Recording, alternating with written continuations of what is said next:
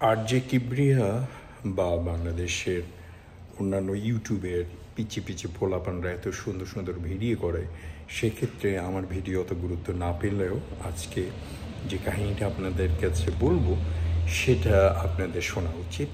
আপনারা শুনবেন। আমি বোধহয় তিনটাতে করব, পরপরে তিনটাতে করব। তো এই পরের তিনটা ভিডিও আপনারা দেখুন প্লিজ। ছোটোবেলা থেকেই যখন ছোট ছোট ছেলে মেয়েদের সাথে খেলতাম গার্লস স্কুলের উল্টা দিকে, কিংবা নবাববাড়ির সামনে যে আহসানুল্লাহ রোডের পাশেই একটা মার্কেট ছিল, কিংবা ওখানে একটা পুকুর ছিল, সিঁড়ি দেওয়াটা পুকুর, অদ্ভুত ধরনের উর্দু স্পিকিং কতগুলো মানুষ ছিল, ওদের সাথে যেখানেই হোক সবসময় এই ছোট ছোট বন্ধুরা আমাকে ইন্ডিয়ান বলে খেপাতো, বলতো তো তোরা তো ইন্ডিয়ান। পাকিস্তানিরা উর্দু স্পিকিংরাও বলতো, আবার কুড়িগ্রামের যেটা খুব ক্লোজ, যেমন অপু হতে পারে, কিংবা আমার খুব প্রিয় কতগুলো বয়স্ক মানুষ, তার মধ্যে একজন যে আমাকে খুব ভালোবাসে, উচ্চশিক্ষায় শিক্ষিত এবং সে ভদ্র মহিলা, আমাকে খুবই আদর করতেন। উনিও আমাকে মাঝে মাঝে যোগ করে বলতো মুর্শিদাবাদী। হ্যাভিং সে দ্যাট, মুর্শিদাবাদীর সাথে তো একটা ইসলাম মুসলিমের জড়িত আছে। ওইটাকে যদি পাশ কেটে আমি হিন্দুদের কথা প্রথমে ধরি, তাহলে বলতে হবে যে আমি যখন কলকাতায় যেতাম, বিশ্বাস করেন আমাদের যে একটা কথা আছে না, যে খেয়ে যাবেন না খেয়ে এসেছেন, এই ধরনেরগুলো জোক আছে না, ওটা আমার জন্য প্রযোজ্য না। আমার জন্য বাগুইহাটির বিশ্বাস বাড়ির অমূল্যেন্দু বিশ্বাস, ওনার ওয়াইফ পিসি, তারপরে ওনার বোনরা, আর ওনার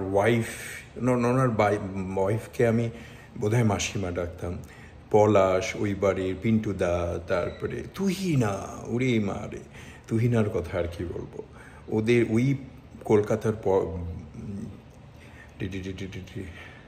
বাগুইহাটের সেই যে বিশ্বাস বাড়ি, ওই বৌদিগুলা, তারপরে অনেকে ওদের সাথে যে হৃদ্রতা, যে ভালোবাসা আমি পেয়েছি, সেটা সারা জীবন লালন করে। আমি কলকাতা গেলে আমাকে হোটেলে থাকতে দিত না, বলতো তুই ফরেন কারেন্সি কেন নষ্ট করবি, আমাকে অমূল্যেন্দু বিশ্বাস বলতেন।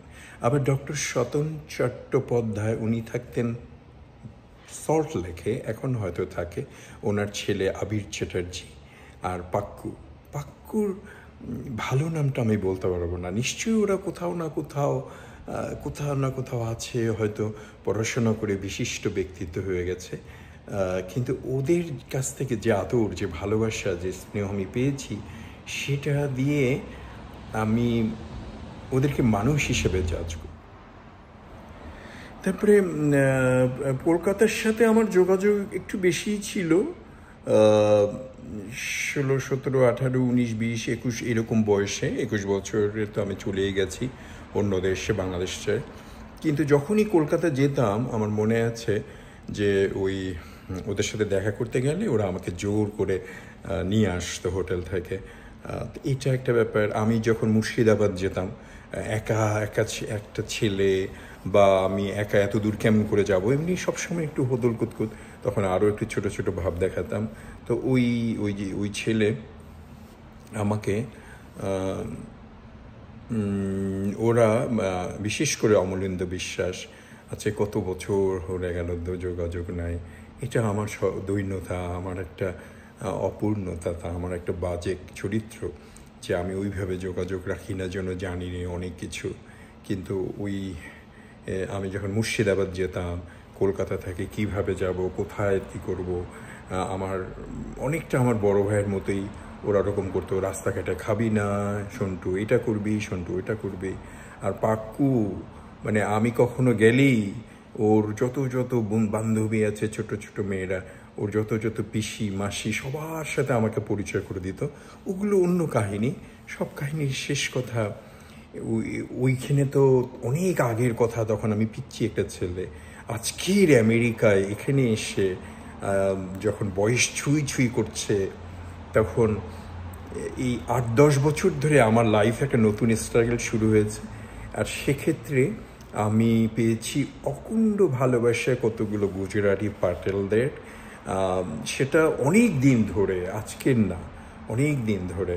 তো ওদের নামটা আমি শুধু পাটেল বলেই বলবো, যে একটা ভদ্রলোক ছিল, উনি শুধু গুজরাটি বলতো, ইংলিশ বলতো না, বাংলাও বলতে পারতো না, আর আমি গুজরাটি ভাষায় কথা বলতে পারি না।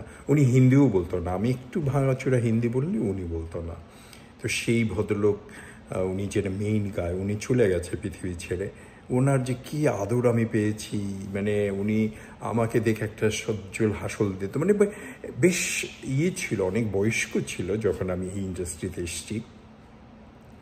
পাশাপাশি এখনকার যেখানে আমি কাজ করি, তো আমার গাড়িটা ইদানিং একটু দৈন্যতা, একটু ডিস্টার্ব করছে।